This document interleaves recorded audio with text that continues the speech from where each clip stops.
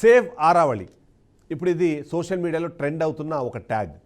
Hash save Aravalli అని ఒక trend మనకు ట్యాగ్ అవుతున్న ఒక ట్యాగ్ ట్రెండ్ అవుతున్న నేపథ్యంలో అసలు ఆరావళి ఏంటి, దాన్ని సేవ్ చేయాలన్న ఆలోచన ఎందుకు, ఇవన్నీ ఎందుకు జరుగుతున్నాయి అనేది ఇప్పుడు మనము ఒక పెద్ద ప్రశ్నగా మనకు అనిపిస్తుంది. ఏదైనా ప్రభుత్వము ఒక నిర్ణయం తీసుకుంది అంటే ఆ నిర్ణయం కేవలము ఫినాన్స్కి సంబంధించిన అంశంలోనో రెవెన్యూ జనరేషన్ ఒక కోణంలోనే ఉండదు. మొదటిది పర్యావరణకు సంబంధించిన సమతుల్యతను కాపాడుకుంటూ ఆ తర్వాత గత ప్రభుత్వ హయాంలో కానివ్వండి లేకపోతే అంతకుముందు ఉన్న ప్రభుత్వ హయాంలలో జరిగిన తప్పులని సరిదిద్దుకుంటూ ముందుకు వెళ్తారు. కానీ ఆరావళి పర్వతాలకు సంబంధించిన అంశంలో మాత్రం ఇది కాస్త డిఫరెంట్గా ఉందన్నది ఇప్పుడు ఆ సేవ్ ఆరావళికి సంబంధించిన అంశంలో నెటిజన్లు మాట్లాడుకుంటున్నమాట. ఈ నెటిజన్లలో అన్ని రకాల వాళ్ళు ఉన్నారు. అక్కడ ఉన్న ప్రజలు ఉన్నారు, పర్యావరణవేత్తలు ఉన్నారు, విశ్లేషకులు ఉన్నారు, రాజకీయ నాయకులు ఉన్నారు, అధికారులు ఉన్నారు, అందరూ ఉన్నారు. అయినా సరే ఆరావళిని ఎలా కాపాడుకోవాలి అన్న దాని మీద ఇప్పుడు డిస్కషన్ జరుగుతున్న నేపథ్యంలో అసలు ఈ ఆరావళి ఏంటి, దీన్ని కాపాడాల్సిన అవసరం ఏముంది, దాని కారణంగా ఏం జరగబోతుంది, వీటన్నీ ఒకసారి మనం విశ్లేషించే ప్రయత్నం చేద్దాం. ఫస్ట్ క్వశ్చన్ మనకు ఈ నేపథ్యంలో ఆరావళి పర్వతాలు అసలు ఏం వివాదం నడుస్తుంది, ఆ వివాదం ఏంది అనేది ఒకసారి మనం చూసే ప్రయత్నం చేద్దాం. మనందరికీ తెలిసిందే, ఎప్పుడైతే భూమి ఏర్పడే క్రమంలో కానివ్వండి భూమిలో జరుగుతున్న మార్పుల నేపథ్యంలో భూమిలోని ప్లేట్స్ ఎప్పుడైతే ఒకదాన్ని ఒకటి ఈ ఢీకొన్నప్పుడు వాటి ద్వారా ఏర్పడే పొరల ద్వారా పర్వతాలు ఏర్పడతాయన్నది ప్రతి ఒక్కరికి తెలిసిన అంశమే. ఇలా ఆరావళి పర్వతాలు అన్నవి దాదాపుగా 200 ఈ మొత్తం వివరాలు చూస్తే అక్కడ 200 వేల సంవత్సరాల క్రితంనే అవి ఏర్పడినాయి అన్నది మనకు తెలుస్తున్న అంశం. ఇవి ఎలా ఉన్నాయి, అసలు వీటికి సంబంధించి ఎందుకు మనం పర్యావరణకు సంబంధించిన అంశాలు మనం ఇక్కడ మాట్లాడుకుంటున్నాము అంటే ఇక్కడ కీలకంగా ఇప్పుడు వినిపిస్తున్న అంశం ఏంటంటే అక్కడ దశాబ్దాలుగా విచ్చలవిడిగా మైనింగ్ జరుగుతోంది అన్నది ఉన్న ఆరోపణ. పర్వత శ్రేణులు ఏవైతే ఉన్నాయో అవి క్రమక్రమంగా తగ్గిపోతున్నాయి, దాని ద్వారా అడవులు అలాగే జీవ వైవిధ్యానికి నష్టం జరుగుతోంది అన్నది ఇప్పుడు అక్కడ వినిపిస్తున్న వివాదం. పర్యావరణ నిబంధనల ఉల్లంఘనలు జరుగుతున్నాయి, ఖనిజ సంపద కోసం ప్రకృతి విధ్వంసం జరుగుతోంది. ఆ నేపథ్యంలో పర్వతాల మనుగడ అన్నది ప్రశ్నార్థకంగా మారిపోయింది అన్నది మనకు ఇక్కడ కనిపిస్తుంది.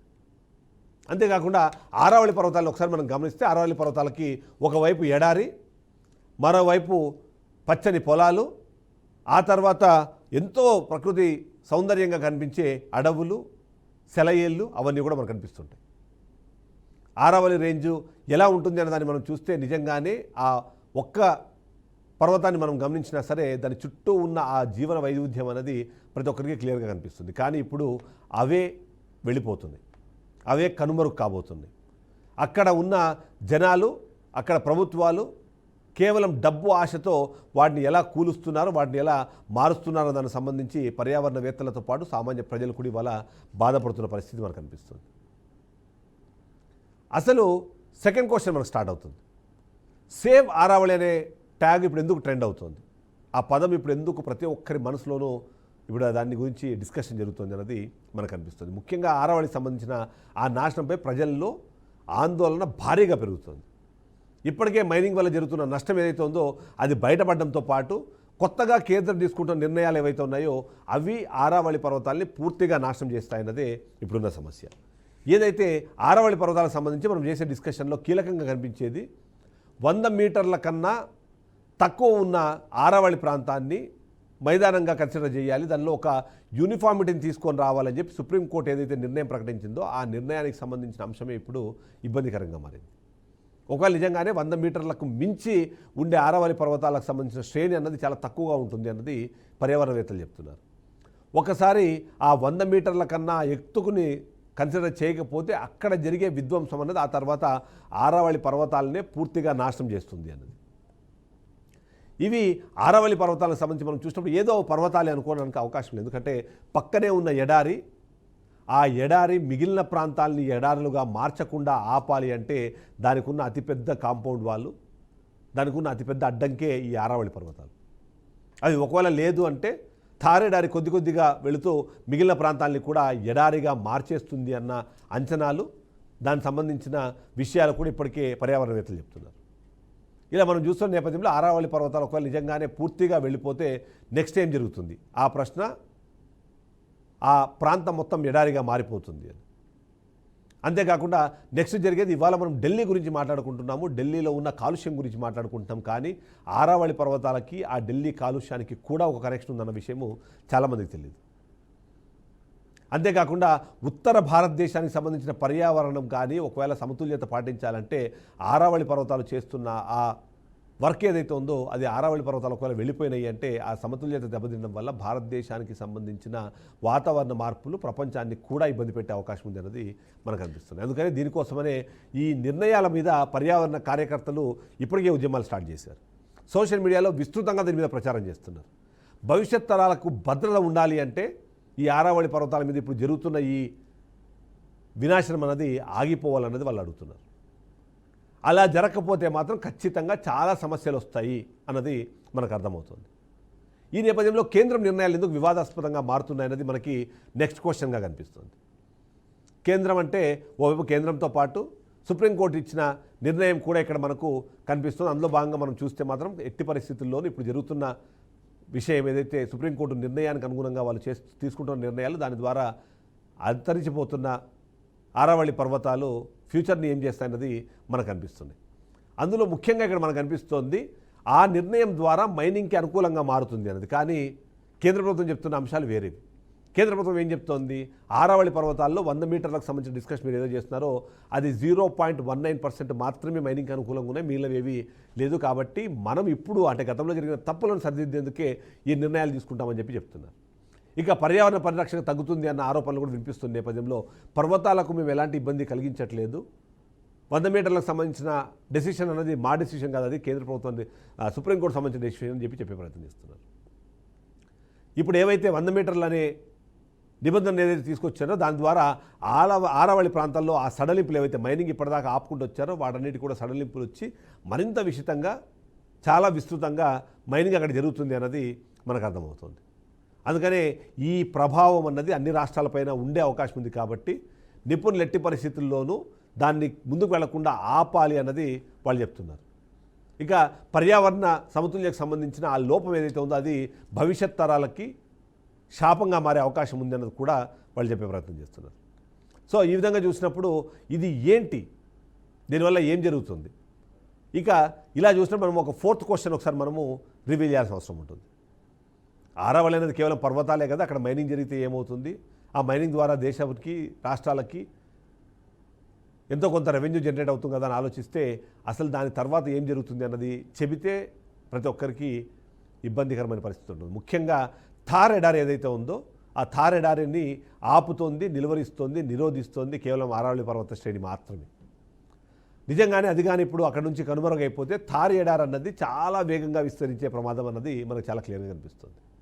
ముఖ్యంగా ఈ పర్వతాల వల్ల అక్కడ సమతుల్యత మెయింటైన్ చేయడానికి మెయిన్ రీజన్ మనకు కనిపించేది భూగర్భ జలాలు ఏవైతే ఉన్నాయో ఆ భూగర్భ జలాలని కూడా ఇవి ఆ సమతుల్యాన్ని పాటిస్తుంది. కానీ ఒకవేళ నిజంగానే ఇప్పుడు ఆరావళి పర్వతాలే కనుమరుగైపోతే ఆ భూగర్భ జలాలకు అన్నది తీవ్రంగా దాని తగ్గుదల కనిపిస్తుంది. తద్వారా వచ్చే నష్టం అన్నది చాలామందికి కనిపిస్తుంది. అందులో ముఖ్యంగా రాజస్థాన్లో వాతావరణ అసమతుల్యత అన్నది చాలా క్లియర్గా కనిపిస్తుంది. సో రాజస్థాన్ ఇప్పటికే చాలా హీట్ ప్రాంతంగా మనం చూస్తున్నాం. థార్ ఎడారికి సంబంధించిన అంశాలు మనం మాట్లాడుకుంటున్నప్పుడు అది మరి కాస్త ఎక్కువ అవుతుంది అన్నదైతే మనకు అర్థమవుతుంది. నేను ఇంతకుముందు చెప్పినట్టుగా ఇప్పుడు మనం మాట్లాడుకుంటున్న ఆరావళి పర్వతాలు ఒకవేళ వాటిని కానీ కనుమరుగు చేసినా వాటిని లేకుండా చేసినా జరిగే అతిపెద్ద సమస్యల్లో ఢిల్లీలో వాయు కాలుష్యం అనేది మరింతగా పెరుగుతుంది. అంతేకాకుండా ఢిల్లీలో ఇప్పుడున్న వాతావరణం ఇంకా క్షీణించే అవకాశం కూడా కనిపిస్తుంది. సో అలా చూసినప్పుడు ఆరావళి పర్వతాలు అన్నది కేవలం రాజస్థానో హర్యానానో కాదు, ఢిల్లీని కూడా దేశ రాజధానిని కూడా ఇబ్బంది పెట్టే అవకాశం మనకు కనిపిస్తుంది. ఇక ఆరావళి పర్వతాలని ఆనుకొని ఉన్న సారవంతమైన భూములు ఏవైతే ఉన్నాయో అవన్నీ కూడా ఓవైపు థార్ ఎడారి కారణంగాను మరోవైపు భూగర్భ జలాలు తగ్గిపోవడం వల్లను ఆ ప్రాంతం కూడా ఎడారులుగా బీడు భూములుగా మారే అవకాశము చాలా క్లియర్గా కనిపిస్తుంది. సో అలా చూసినప్పుడు ఆరావళి పర్వతాన్ని కాపాడుకోవాల్సిన బాధ్యత కేవలం అక్కడి వాళ్ళకే కాదు దేశం మొత్తం ఉందన్నది అర్థమవుతుంది. ఇక ఉత్తర భారతదేశానికి సంబంధించిన పర్యావరణ వ్యవస్థకు తీవ్రమైన దెబ్బ కలుగుతుంది అన్నది కూడా అందరూ చెప్తున్న నేపథ్యంలో ఆరావళి పర్వతాలు వాటికి సంబంధించిన అంశాలు కేంద్ర ప్రభుత్వం తీసుకుంటున్న నిర్ణయాలు సుప్రీంకోర్టు చేస్తున్న తీర్పులు ఇవన్నీ కూడా ఆరావళి పర్వతాలని ఇబ్బందికర పరిస్థితుల్లోకి నెడుతున్నాయన్నదైతే అర్థమవుతుంది. ఈ నేపథ్యంలో కేంద్ర ప్రభుత్వం ఎప్పటికప్పుడు చెప్తోంది గత ప్రభుత్వ హయాంలో లేదా గతంలో జరిగిన తప్పులను సరిదిద్దే దాంట్లో భాగంగా మాత్రమే సుప్రీంకోర్టు ఇచ్చిన గైడ్లైన్స్ ప్రకారం మేము ముందుకు వెళ్తున్నామని చెప్తున్నారు. కానీ ఇప్పుడు తీసుకున్న ఆ నిర్ణయం ద్వారా ఆ 100 మీటర్లు అన్న ఒక్క అంశాన్ని మైనింగ్కి అనుకూలంగా మార్చుకోగలిగితే మార్చిన దానివల్ల అక్కడ జరిగే విధ్వంసం ఏదైతే ఉందో ఆ విధ్వంసం కేవలము ఆ రాష్ట్రాలకు మాత్రమే పరిమితం అవ్వదు, అది దేశానికి మొత్తానికి ఇబ్బందికర పరిస్థితులు క్రియేట్ చేస్తుంది. నేను చెప్పినట్టుగా పర్వతాలు ఏర్పడడానికి ఒక న్యాచురల్ ఫినామినా ఉంది. ఆ ఫినామినాని మనం దెబ్బతీయడం వల్ల దానివల్ల వచ్చే నష్టాలు ఏవైతే ఉన్నాయో అవి ఆరావళి పర్వతాలకు సంబంధించిన అంశంలో మరింత ఎక్కువగా ఉండే అవకాశం ఉందన్నది పర్యావరణవేత్తలు చెప్తున్నారు.